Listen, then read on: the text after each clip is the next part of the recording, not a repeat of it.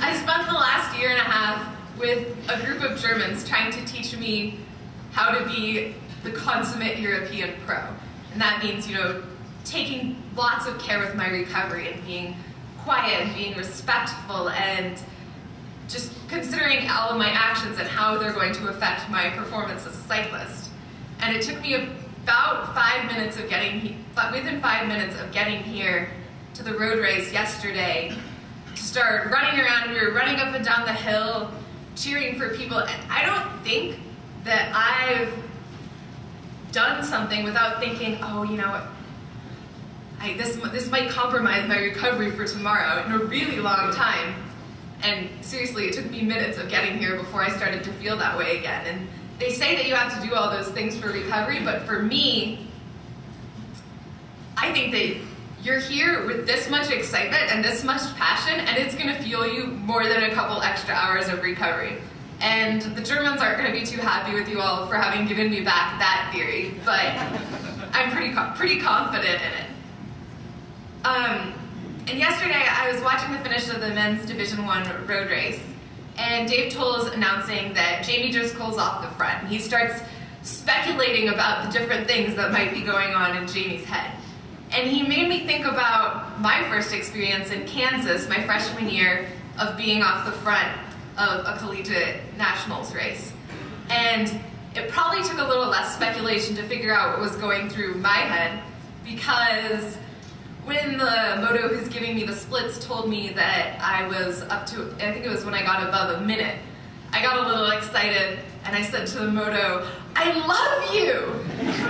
And that was something that I might have tried to forget, but luckily he was there, as was the commissar, to remind me of it, not only the next year, but the year after that as well.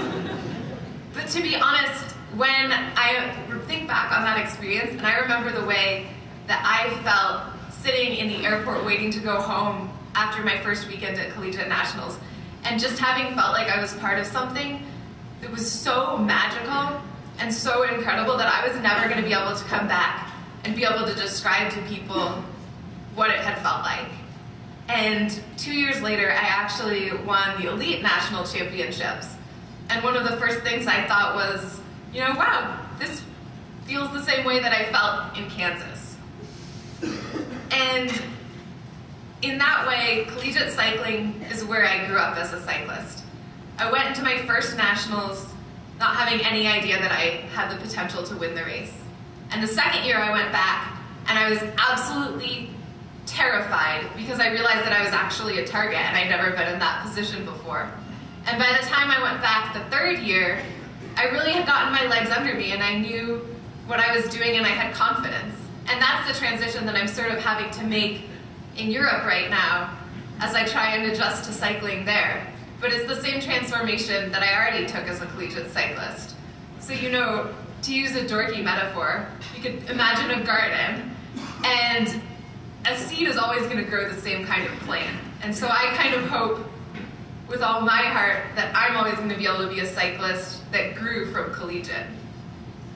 So here's my fancy anecdote, basically, to sum up my feelings on collegiate racing.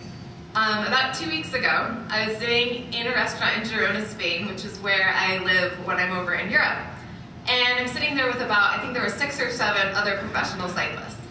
And I happened to be sitting across from Mike Friedman, who went to Penn State and who now rides for the Garmin team. And we'd missed each other in terms of our years. And so we talked and we found out that we'd both done collegiate racing. And for the rest of the meal, we could not shut up about talking about how much we loved it and how much we missed it, and plotting on how we were going to go to grad school someday so that we could come back. And if you look at this, we have 2 people who are riding for arguably the 2 best teams in the world, and we're at a fancy restaurant in Spain drinking wine. And he just got back from Paris-Roubaix, and I was about to go to Flèche Wallonne, and we can't stop talking about how much we miss collegiate cycling.